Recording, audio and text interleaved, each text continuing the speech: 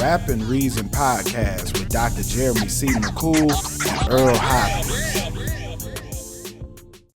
All right, we are back again with another episode of Rap and Reason podcast. This is episode 33, and I am one of your hosts, Dr. Jeremy C. McCool. And I'm Earl Hopkins. What's going down, man? Man, what's good, bro? How you feeling, man? I'm feeling good, bro. Like this past weekend in Philly, me and my lady we went to the flower show. I didn't catch the Gervonta Davis and Lamont Roach fight, but like I was watching highlights of the fight, bro, over the weekend, man. Let me tell you, bro.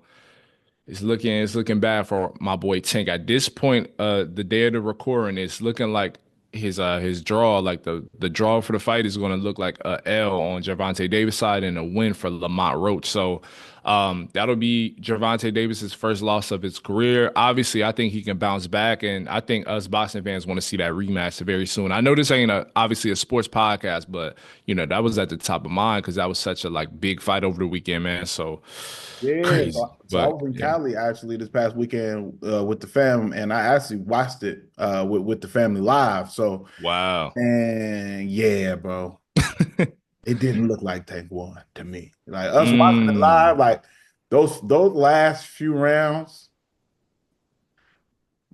beatings. You know what I'm Yeah, saying? It bro. it, it did not look like it looked like Roach won to me, like watching a fight. Mm. Um, Especially after Tank took it. Well, like, once I saw him take that knee, I was like, oh yeah, it's a wrap. Like, And um, and it sucks because Tank fights are always so exciting, and so we're not used to seeing him even go all 12 rounds. So right. I think in my book, I'm like, okay, Lamont could really fight, especially coming up from 130. Like he's technically a smaller guy, even though when they were in the ring, it looked like they were the same size, if not a little bit bigger, right? Like how did Yeah, Roach look? no, it didn't look to me. Tank looked smaller in the actual fight. Yeah, yeah, Yeah, but yeah. it was a decent fight though. I was like watching it. I was like, yeah, this. I don't know how they got draw out of this, but they're thinking about actually changing it. Yeah, which Yeah, I can I they do like that? heard they could do that, but I wasn't sure they could. I didn't Yeah. even know that they can actually go back and change it after the fight. Yeah, which I kind of don't like because my idea, my whole mindset is like get it right on the night. Get it right. You know what I mean? But like boxing is so it's just so fickle, bro. It's just so like, you know, brand centered, right? Like certain boxers, going in, they're going to get a little bit more leniency. And I think like this fight was proof that people want to build up Tank. And Roach was kind of like Lamont Roach was kind of just like collateral for like where they want to see Tank go. But I mean, the boxing game is just all kind of messed up and screwed up. But It really is. And yeah. and if this was a sports show, man, I got an amazing conspiracy theory Oh about. yeah, yeah, yeah. The conspiracies. I already Oh, know. I got an amazing one, especially in how much they're pushing sports betting right now. And for those who don't know, a draw, people get their money. It's a whole thing. So I I'm not gonna walk people down conspiracy lane, but that's the first thing that Yeah. crossed my mind when I was watching it. I was like, it was certain stuff in the fight that I was looking at a little sideways. Boxing to me is one of the few sports that you really can fix. Mm. I feel like without people really noticing it. Without noticing. I feel like you can fix it. You can fix Like, it just about any of them, but that's honestly. to me, boxing is the one where you could do it the most effortlessly. Yeah, for sure. Because even the Tyson, we talked about the Tyson and Logan Paul fight, right? Or Jake Paul fight. And I'm like, it's not, this is like some wrestling WWE type of joint. It's just people got gloves on. You know what I mean? So yeah, we've seen it time and time again. I've been watching boxing since I was like, what, 10 or something? So yeah, I've seen it time and time again. It's a part of the sport. But here we are talking about boxing and, I'm and on a rap not podcast. rap. Oh yeah. Man. But yeah, man, good weekend, and it's excited to be back with you all. We got a lot of hip hop to get through, man. A lot, Yeah, we got a lot. a lot of things are going on in hip hop, and there's gonna be some stuff that we're gonna review that you might not expect us, especially this first topic. Well, there's actually a song by NLE Choppa that I want us to Mm. and review. Now, first and foremost, do you listen to NLE Choppa at all? No, like, and the reason why is because I feel like his sound is a little bit more like outside of the song we're about to talk about. Like, I feel like his style is a lot more maybe playful than I'm kind of like trying to hear like most of the time. But I like listening to him in interviews sometimes, he just has a really interesting perspective. He's really young too, so I got to take that into account because I feel like this song we're about to talk about, I feel like that's indicative of like some of the growth he's or some of the steps he's making in music. But usually I don't listen to him. Do you?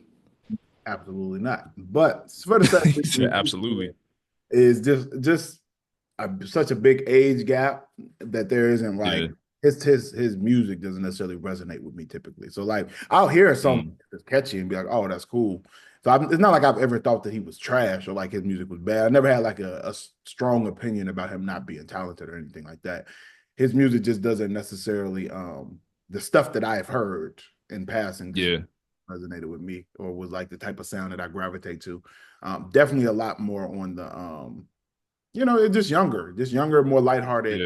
You know what I mean? And I think that for it his base is a lot younger. I think so, because like I'm not listening to Slut Me Out. Like I'm I'm not listening to that series of songs.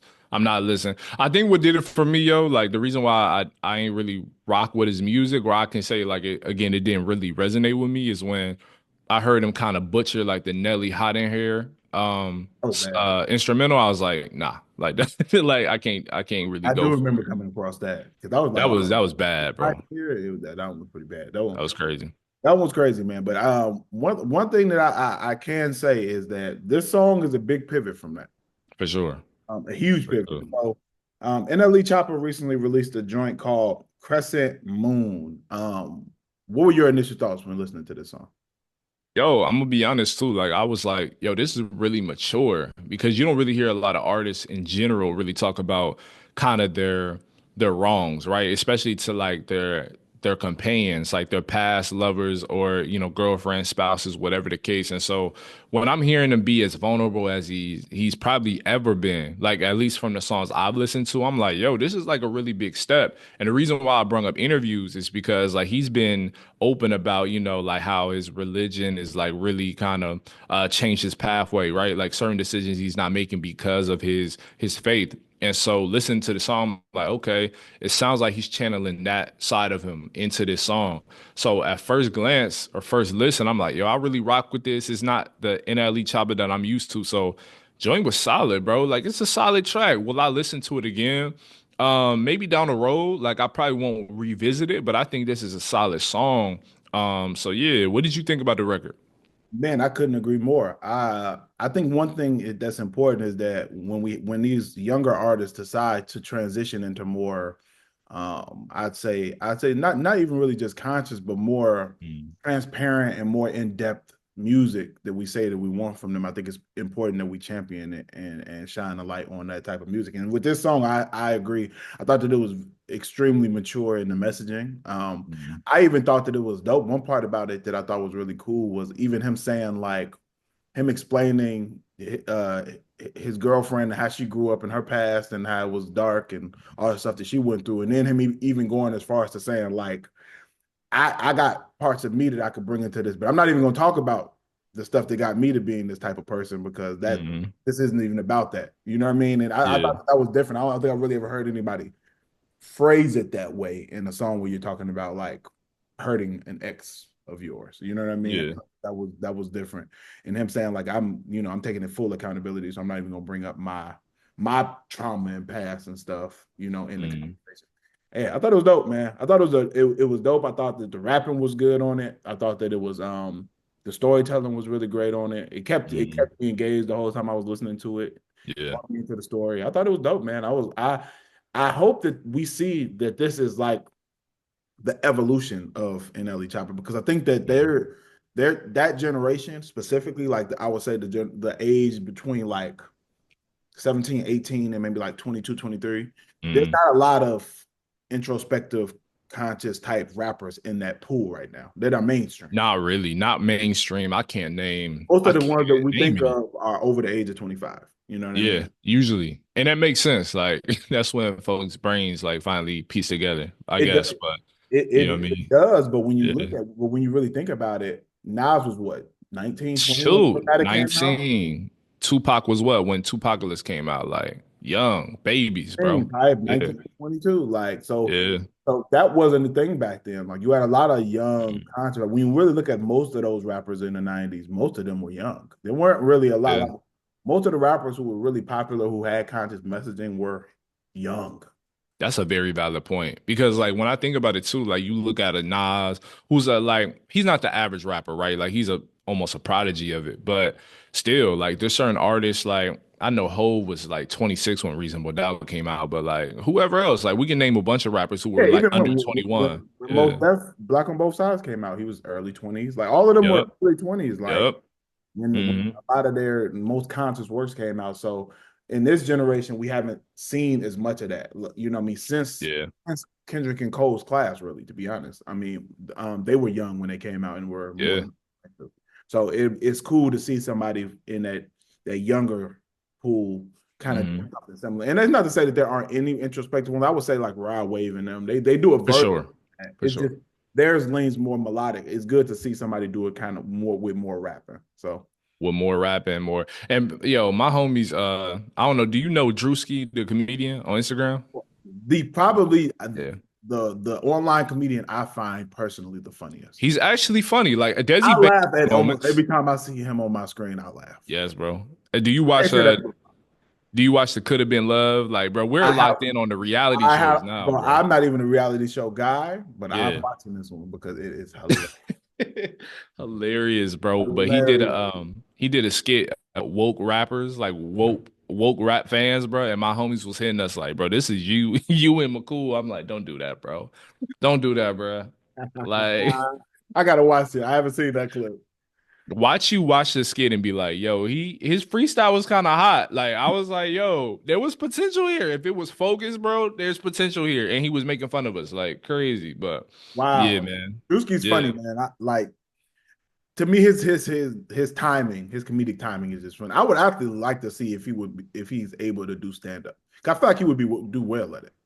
I think so. I think his comedy like can span different like mediums too, whether it's like TV, movies, obviously reality, like YouTube, TV, and like the stand-up stage. I could see it for But real. the could have been records thing, even with that, like it's just hilarious.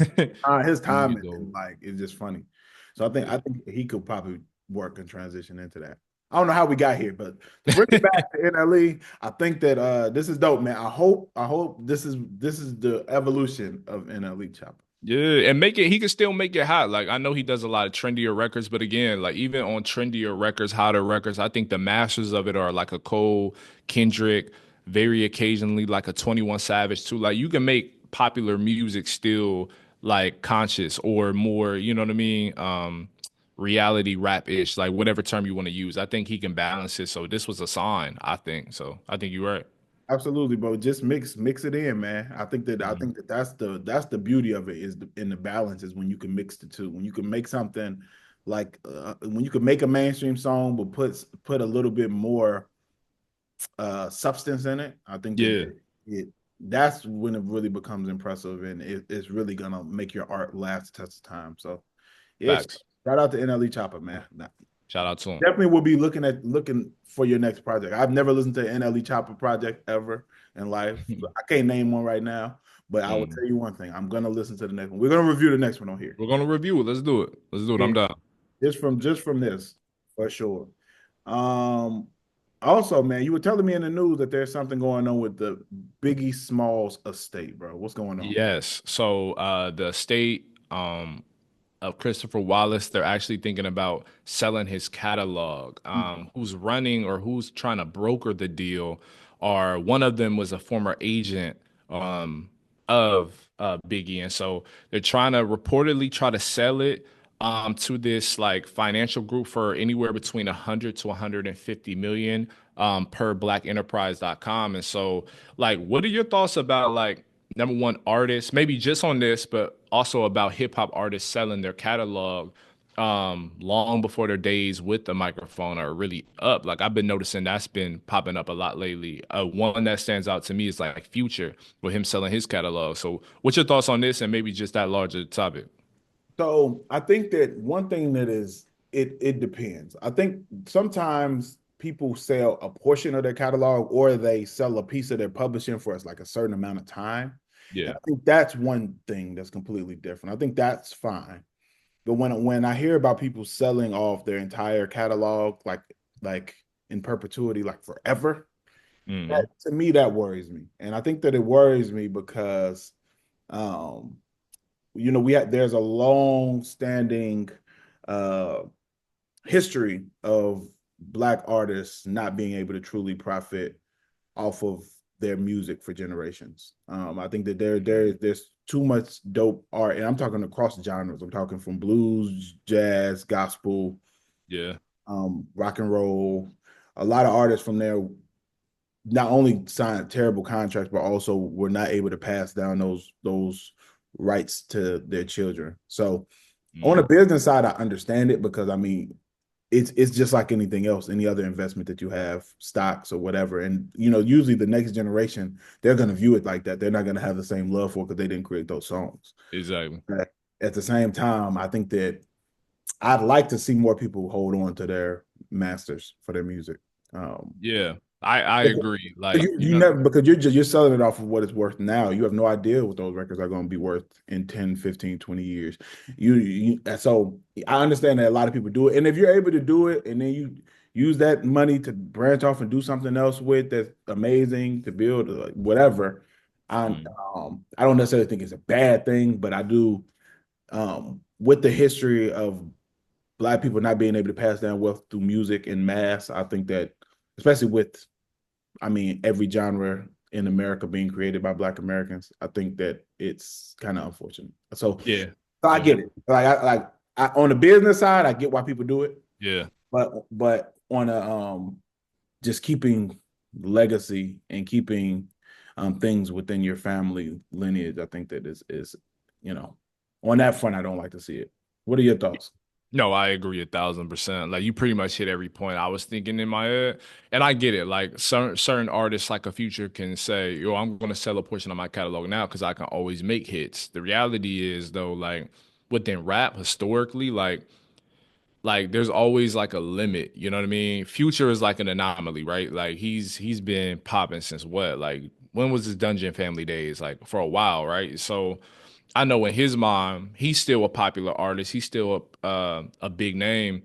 Maybe he can like have another assortment of hits or whatever, right? But like for the average artist, like rapper, I don't necessarily think it's a great idea because of that lineage aspect, bro. Just having it within your family and having ownership of it, bro, to me is just fire. You know what I mean? Because that'll be inevitably passed down to future generations under your name, and legacy. So, it's tough.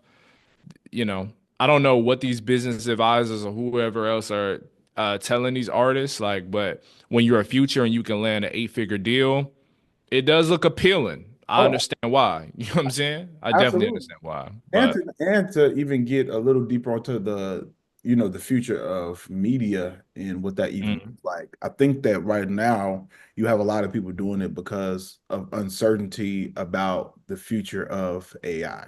So I think yeah, right now a lot of people are like sale wise hot right now because we don't even know what that music is going to be valued at. I think a lot of them are positioning it as art is going to be devalued with mm, the progress of AI and artificial intelligence across the board. So I think that is a small reason as to why people are also jumping on selling it right now while it's valuable instead of holding it for 10, 20, 30, 40 years because of we've seen the AI songs that are being made. We're seeing them even attempting to roll out AI artists and things of that nature. So I think I think which is yeah, it's wild.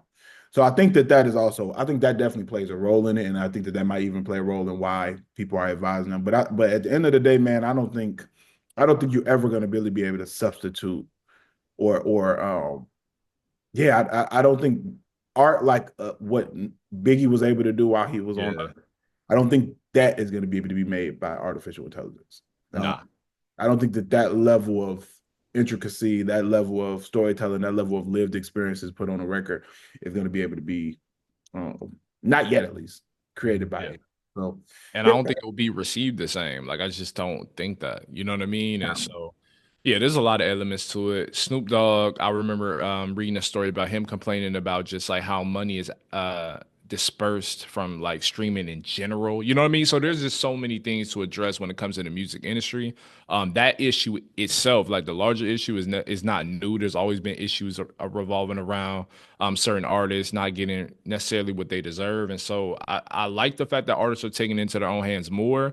Although I don't really, in my mind, wish that they went this route because I think it sets a bad precedent maybe for like future artists. You know what I mean? Or just the idea around ownership itself. But Yeah. you know, they're gonna do what they do. They're gonna do what they do, and I think that, like I said, I don't think it's a one size fits all. Some people it works for. There are people who sold their royalties and opened up Mhm. studios and opened up their own labels and all type of stuff from it. But I think that just in general, I think that I'd like to see more of these larger acts and their estates hold on to their music right. And I'm gonna be honest, man, this is one thing, and I don't know if Biggie's had a will or any estate planning that was done in general, just because he died so young.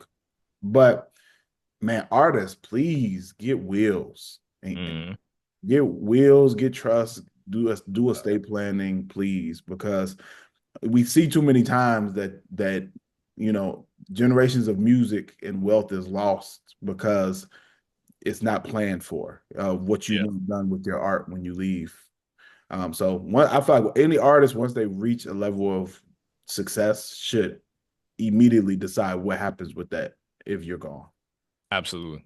Yeah, Yeah, I think it should I be agree. automatic. I think as soon as you start acquiring any level of wealth or success in any art, and I'm not even just talking about music. I'm talking if you're a art if you paint, Yeah, if you do whatever your art is, I think that you should make sure you know what happens to that when you're out of here. 1,000%. Because there's no way for us to know what Biggie would have wanted. You know what I'm saying? Honestly, yeah, yeah. Yep, absolutely, absolutely. But shout out to Notorious B.I.G. man. In that short span of time left, I mean, two completely classic albums. No way to debate it. Two classic albums, as well as some songs that were able to be released after his death, as well. So, Mhm. And the um, second one was a double album, so it's like really almost three for real, pretty for real. much, Yeah, yeah. he could have easily split those up for sure. Yo, and at what, 24, 25, bro? He has so much ahead of him, but we appreciate for what he left behind for sure. Absolutely. Classic records that still live on today. Like I still hear Biggie records when I'm out and about. That's why I know like Always.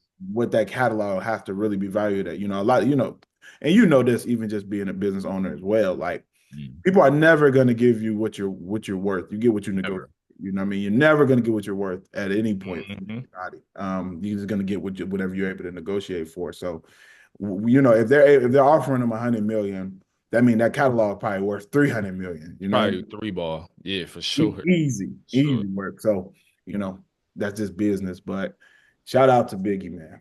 Shout out to him.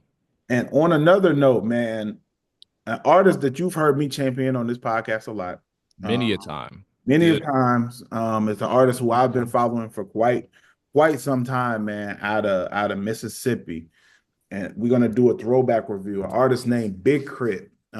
For those who are Yeah. not familiar with Big K.R.I.T, man, rapper, producer, which I always emphasize rapper producer because there's only a handful of artists who produce their own, especially today, who Yeah. produce their own records as well as rapping over them. And Big K.R.I.T is one of those ones who is able to produce fire tracks, rap over fire tracks, and produce the majority of his catalog, honestly. So, which I think is very unique, and also produces for other people as well. So, got to shout out Big K.R.I.T, man. We're gonna do a throwback review of one of his signature projects that I think is one of his more well known ones. I would For say, sure. which was actually this is the mixtape that actually put me on with Big K.R.I.T's music. Same. Yeah. Same. I didn't find him. And what's crazy is that he had already been making a lot of mixtapes prior to this. This is a six mixtape, bro. Six mixtape. And Crazy. so he had already put in a lot of work. And one thing I want to emphasize to people, Big Crit is from Mississippi. Yeah. Any artist who you meet, especially in hip hop, who is able to make it out of a city like Mississippi, Arkansas, Yeah. any of these places that don't have a huge music scene or even, and just Mississippi is literally the poorest state in America. Literally. Yeah. So definitely got to show love to that. So 6 mixtapes in before you actually got a deal and really was on. You know what I mean? So Mhm. that's a lot. But it's called KRIT Wuz Here is the name of the tape, man. Did you listen to it before, or is this your first time listening to it? I listened to it passively before, like back in the day. Like this was like peak mixtape hip hop, hot new hip hop, like Dog era. all that. So I like listened to it passively. It seemed like there was thousands of new artists every week. So this is my first time really thoroughly listening to it from start to finish. What was your reaction when you first, or when did you hear it, and what was your reaction when you first heard this So mixtape? my first time hearing this, I went to college in 2011. Oh, that. I'm sorry, no. It's like no, it's like I'm an old head, man. 2011. 2011 is when I went to college, man. Mhm. And I heard this the summer before I went to college. So Mm. 2011. Perfect timing. Yeah, perfect timing. Perfect timing, man. And I liked it right off back, to be honest. At this time, I was listening to a lot of those artists who came out of the blog era. So I was heavy into Cole. I was heavy into Kendrick. I was heavy into Wiz back then, Wiz Khalifa. Yeah. All of those artists that kind of Wale. All those artists who kind of came out of that era. I was heavy on in high school. And yeah, man, when I heard this, it sounded completely different than all those artists I just named. So that's Yeah. what made it stand out because it had more of that country sound that I liked because I was always a fan of like UGK, Mhm. a lot of those artists who, Southern artists. So this was one of those for me, man. It was a lot of songs on here that have always stood out to me. One of my favorites on here is "Children of the World." Yes. That's one of my favorite KRIT songs in general, man. I've always loved that song. A lot of deep messaging in it. Fire lyrics, fire beat, Bro. amazing sample. It's just a great song. Mhm. They Got Us, great Yeah. storytelling.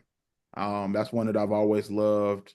Um, Voices is one that I've always loved on this tape. Something Got a Hold, another one I loved. One thing that I like about this tape specific and just Big K.R.I.T in general, he samples a lot of blues records. Yeah. Um, and me as somebody who's a big fan of BB King and a lot of different blues artists from that Mhm. era, he always kind of pays homage to them through these samples, which I also like as well. Yeah, I liked it, man. What were your thoughts? Yeah, same. Like this is like I think at this time I was listening to a lot of ASAP Rocky and Joey Badass, and so like I kind of get, of course, Cole, Kendrick, but I didn't really pay attention to this. I didn't give it the attention it deserved at the time. Like I always heard a Big K.R.I.T, of course. Like I would hear songs every now and then. I think Catalactica was like the actual album that I really listened to in full, and so the talent, bro, was always there, obviously. And I think K.R.I.T Was Here is like echoes that. You know what I mean? Like some of my favorite records on here is Country S, the second track. Hometown Hero, Glass House, I loved on Cushion OJ, you know what I'm saying? So the fact is on here, fire. Did Currency and Wiz Khalifa ever do a mixtape together, bro? Because that would be gold. I'm not I gonna know lie to they've you. done a lot of songs together because they both were on the Taylor Gang. Yep. I don't know if they did a full tape together. They should have, bro. They all three of them should have did like a mixtape together, like or an album together, bro. Because They, I they think work so well together. Their yeah. styles work. And it's crazy because they from like I know Currency's from NOLA. I know he's from New Orleans, but they're not really Weird necessarily from from the same area. Pittsburgh. Like Yeah, like odd, but it just works. You know what I mean? No Wheaties. I liked it. I liked the concept, and I love Smoke DZA too. That was one of my favorite artists at this time too. So seeing them three, Crit, Currency, and Smoke, like that was dope. Yeah, man. Like when it comes to the lyricism, bro. Like, I know for a lot of people, and we talked about this on a pod before too, like his voice, like his southern drawl, like it can kind of you either like it or you don't. I don't like automatically like that type of, accent or draw. But I think like when you actually listen to his lyrics and you listen to like how he's producing these records, you know what I mean? It just works, bro. His sound works because it's authentically him. And this is fire, what you knowing, like this is like made from track one to the ending track, like from his mind, his hands, like his pen. Like this is a great project, bro. I'm willing to say this is a classic mixtape. I think, and so yeah, man, I love this joint. Yeah, same here, bro. Absolutely. And for me, and that's why I always say it's, sonically you're gonna gravitate to certain artists. There's some art people who don't like Kendrick's music because they don't like his voice. You know what I mean? Exactly. Hmm. There's certain people who don't. Same thing with a lot of Southern artists. A lot of people don't grab me. I've always gravitated to Southern artists because my family from the South for real. Hmm. Even though I'm from Chicago, they're from Mississippi. So like I resonate with it because I also grew up listening to 8 Ball, MJG, UGK, 361. Yeah. Like I had cousins who listened to that type of stuff. So like that I've always liked that and that type of production because he uses a lot of heavy bass Yeah. um and kind of southern inspired production for sure. Hmm. But yeah, Yeah. man, Big K.R.I.T is somebody who if you've never listened to Big K.R.I.T, man, I think Cadillactica is a good starting place, or K.R.I.T Wuz Here. I think either way, Yeah. Either um, one. either one I think is a good introduction to him. Great catalog, man. It's an artist who doesn't get a lot of credit. He's independent now, so of course he doesn't have that machine behind. He's been independent for a little while now. He was Yeah. with Def Jam, and he's They been mishandled him, bro. I'm gonna be mishandled him honest. terribly. And he's been Terrible. vocal about the fact that like he never was getting really pushed by the label. They kind Yeah. of helping his stuff and not, he was like he basically was moving like an independent artist anyway. So it's like, Yeah. well, I might as well be independent. And I agree because they Mhm. never really fully invested in Big Crit like how they did They other never bought in, bro. And I don't know why, because for me, like, he could have been a pillar of like Southern rap, especially like for Mississippi, which I still think he is. I still think he's looked at as like an important figure within Mississippi and just Southern rap in general. I still believe that, but I think he could have been bigger. And I think most people know that, right? Like most actual hip hop purists and fans, they Oh, know that. yeah, most hip hop fans know, and I think that when you talk to and I've talked to a lot of people.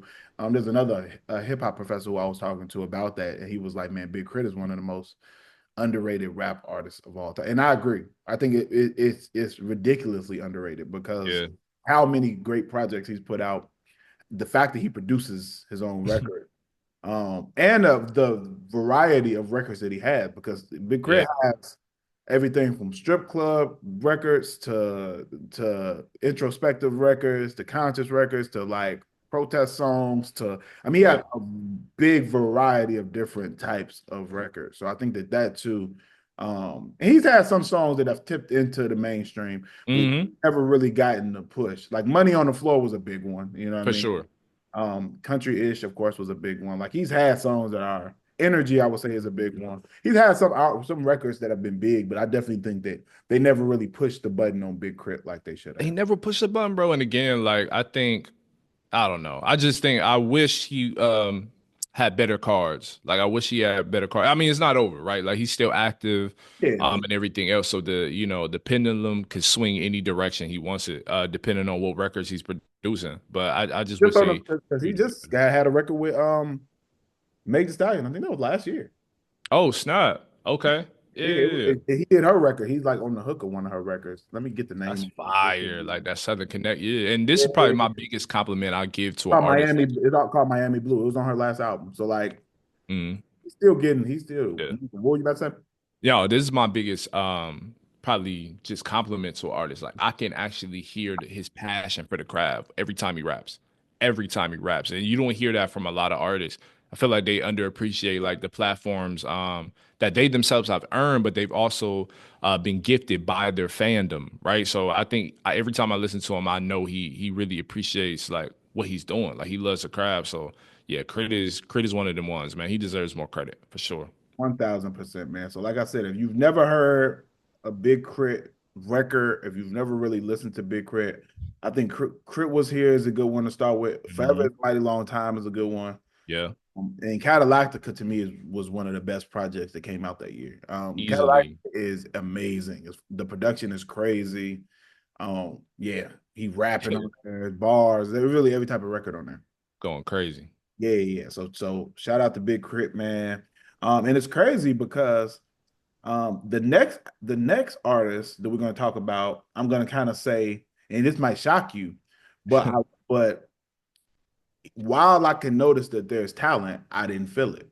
And we're going to Okay. talk about this next. And the next artist we really want to touch on and review is an album by an artist named Reason. If anybody's not familiar with Reason, Reason was previously signed to TDE. Um, Hmm. but I believe now he's independent. I don't know if he's re-signed with another label or not, but I know he went independent for a while. Um, Hmm.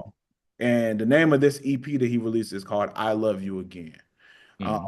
what were your initial thoughts when listening to this EP? Yeah, I thought it was cool. Like I thought it was cool. Like it didn't blow my socks off. Some of the records I like is My Own with Junie, Stuck on Moments. I think for me the project, the EP, it really picks up after Fleece though. I think that's when he really gets into his groove.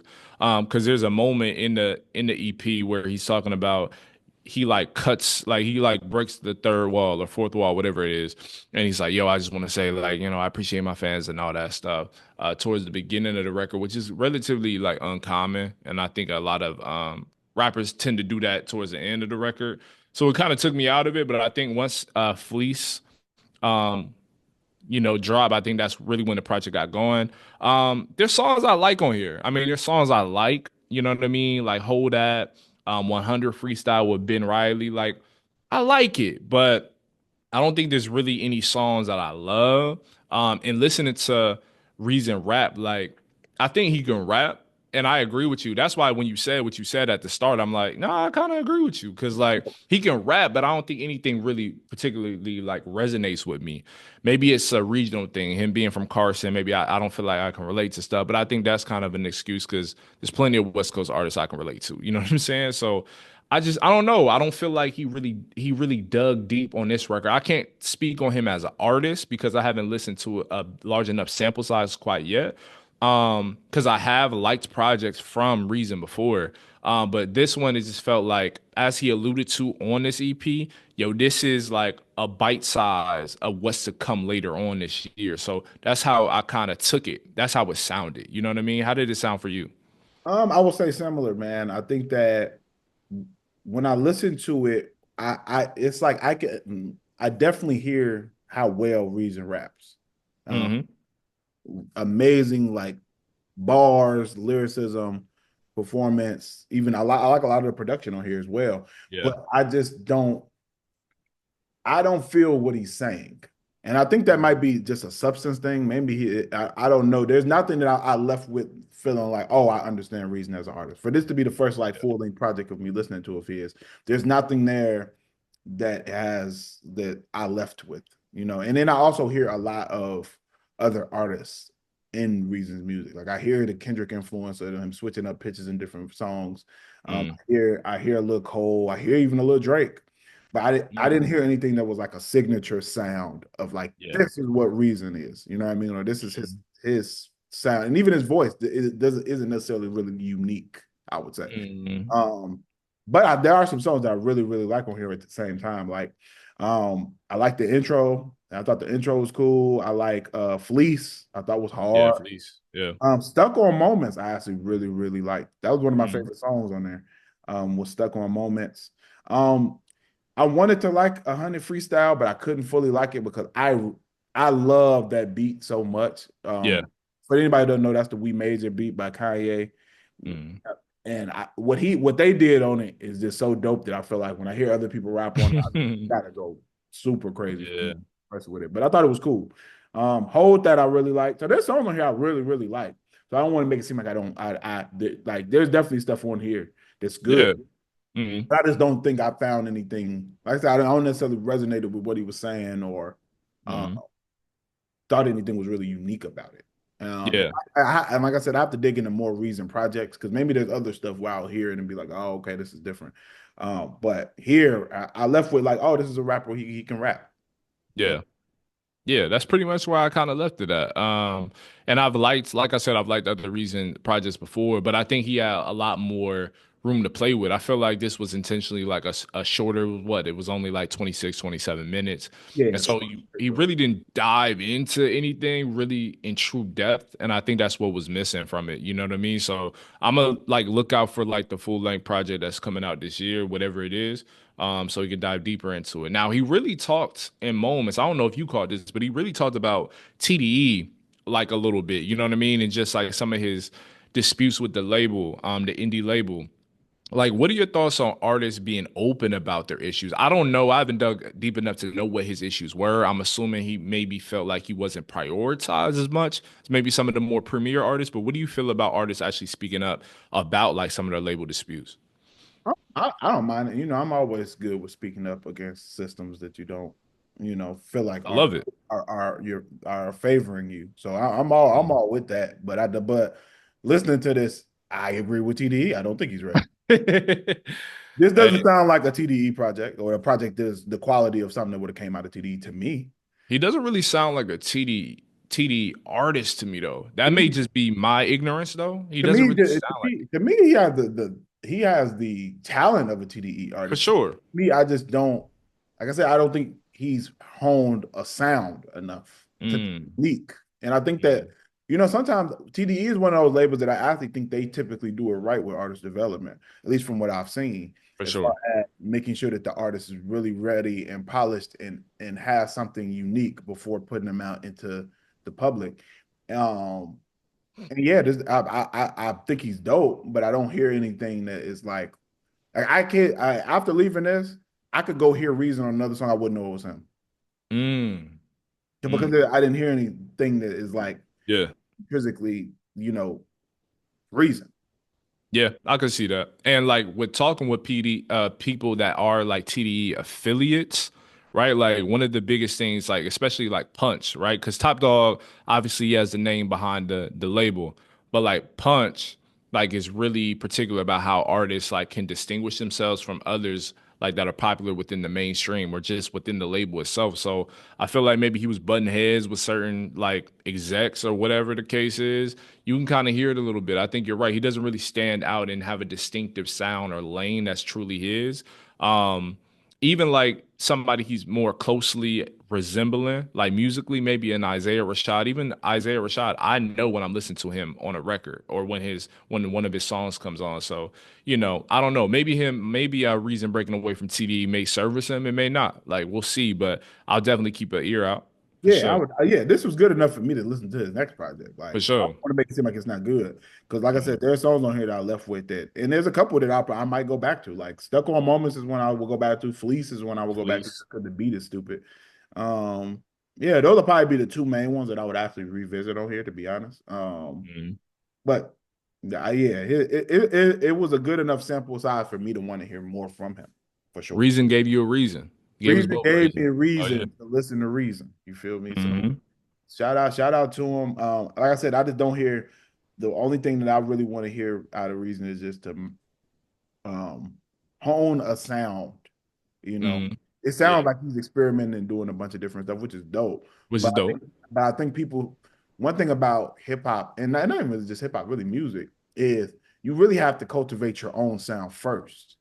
And Yeah. then once you've done that, you're able to kind of dip into other things and bring what you're known for into other things. Like for a Yeah. prime example is Andre 3000. Prime example. 1000%. In Outkast, Andre 3000 had a very distinct voice, a very distinct Mhm. sound. And you knew when you heard him rap, okay, that's Andre 3000. Exactly. Once he started getting even more adventurous and trying like a song like Prototype or Yeah. whatever, he's putting his sauce on this other thing that he's trying. But Hmm. we already have something that we know him for, you know? Does that make sense? Yeah, it makes sense. And Yeah, like again, certain artists can do that wrong, like a lot too, where they do it too prematurely, or they just do it so often that it loses kind of lose sense of their musical identity. Like one of the biggest, I think, I mean, we talked about this at nauseum on this pod, is Drake for me. Like Drake, like as talented, as big a superstar as he is, like sometimes he just do too much. He does too much. Like absolutely. stop with the patois, my boy. You know what I And mean? hey, look, didn't I tell you on this podcast no kid was gonna work? I told you no kid You was. did. You were I right. didn't say it was a great You're song, but right. I knew it was gonna work. When I What heard, up, the function? Like, yeah, I get it now. I definitely not get to it. say that I like it, nor have I played it ever since I heard Yeah, it the first time. But I yeah. can listen to it and I was like, people are gonna like this. This is gonna go. This is gonna go. Certain songs you just know. Drake knows when certain records are gonna go. Now, I will say though, the Spanish one did not go. That has It's not been not going. gonna go anywhere but the trash. No. Like, I don't know. Maybe it's going in another country. We don't know. It Probably not. might be going in Venezuela for all we know. I don't know, but it ain't going here. But yeah, it's not gonna go anywhere here. Also, another interesting thing is, did you check out the Billboard Hot 100? I wait. So is Luther at the top again? Luther is back at the top. Bro, crazy. Yeah, Crazy. Luther is back at the top, and Drake's songs are no longer in the top five. Um, Wow. very very short-lived stint in the Billboard Hot. Now, mind you, do I think that Billboard Hot 100 really dictates what's a truly popular song or not? No. Nah, I 'Cause I'm gonna wouldn't be say. honest with you, like depending on what you listen to, that might not mean anything. Like prime example, Shabuzi's song was number one for I feel like dang near the whole year last year. Dang near. It felt like the whole year. Yeah. I never listened to that song one time anywhere at any point. So, you know what I Yo, mean? But it's the number yeah, one song, and nor did I feel like I heard it sometime, but I didn't feel like I heard it everywhere like that. You know what I mean? So, yeah. but it was the number one song. So The I don't places you function, they not gonna play that, I don't think. Yeah. absolutely yeah, there's no cowboy hats, Yeah, and nah. I actually didn't don't dislike the song. I thought that Bar song was cool because I like Tipsy by Jay Quan, so I like the Yeah. original. So him doing a rendition of it was cool. But my point is like that's not to say I'll be off for if a song is popular or successful or not. I But agree. Because there's certain songs that pierce through like culture that don't land in the top 10, top 20 of Billboard that just work. You know what I mean? Like, yeah, that's a fact. there's That's some a songs that are just unorthodox and people the culture is gonna gravitate to what they gravitate to. Like Mhm. prime example, Lovers and Friends is one of the biggest songs within the culture that was ever created. And for those who do not know Lovers and Friends, it's Usher, Lil Jon, Ludacris. I think that's the Classic, bro. classic record. Amazing record across the board. They never even shot a music video for that song. Yeah. You know what I mean? That song was not a single, it was not pushed. But people were like, we like this one. Right. You know, Shoot. What's the one? What am I thinking of, yo? UGK, Andre 3000. International Players Anthem? Come on. That never Oh, landed at the top Billboard. Never. really? I don't think so. Unless I'm yo, R&R. Like fact check me, but I don't think that ever landed. That didn't. That's crazy. That's my ringtone now. I'm on the last two people on earth with a ringtone. Yo. I won't let go of ringtones, man. My girl was messing with me about that. I won't let go. Hey. So the peak position it's ever been, like within the hot 100, so that's any genre, is 70. That And that is a classic. that's You prime hear it, you example. know it. Yeah. That is a prime example then, because I have been in many a cities, you know, back in my day, I was in many a clubs. And I would say across the country, when that song comes on, people are excited. No matter what, Absolutely. if you're in any city in a black space and they play UGK International Player Anthem, people are rapping along. They're rapping Now, Andre 3000's verse from top to bottom.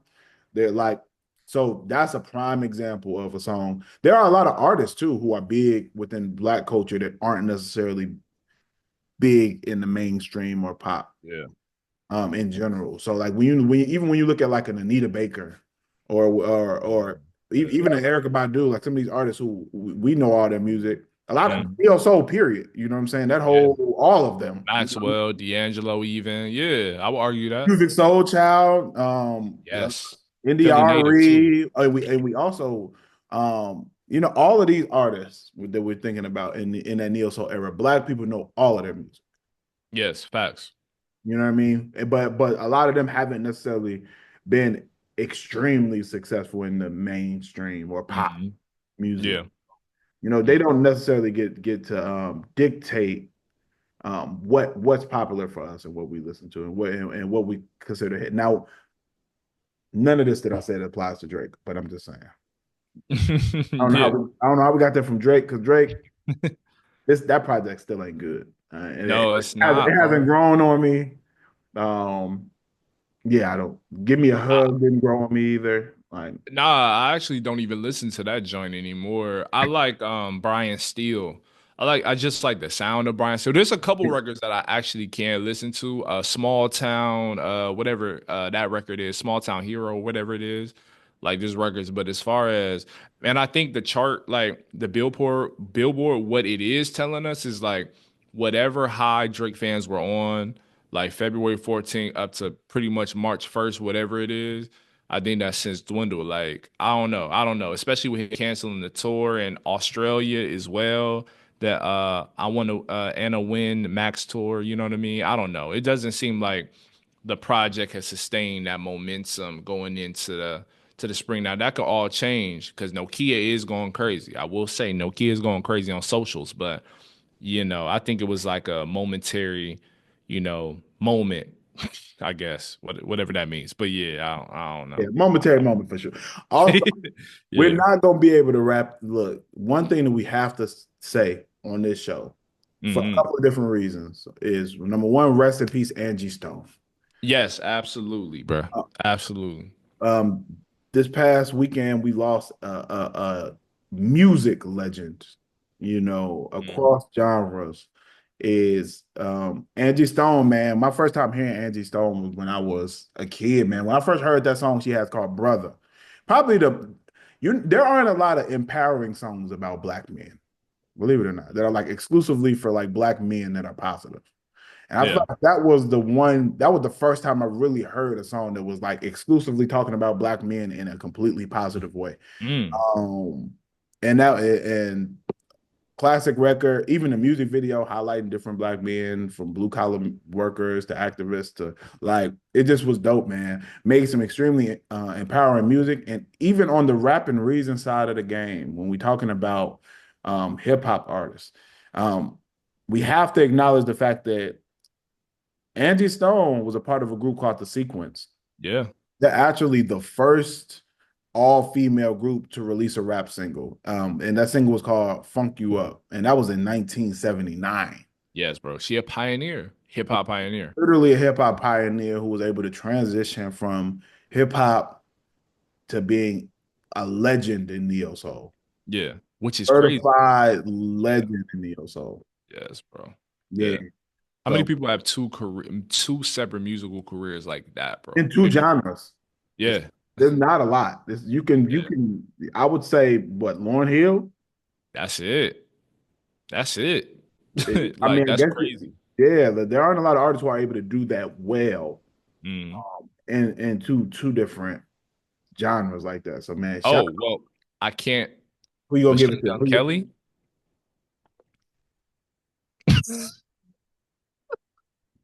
The face alone, bro. Technically, bro. Technically. He did. I mean, I don't know another song of his that's not.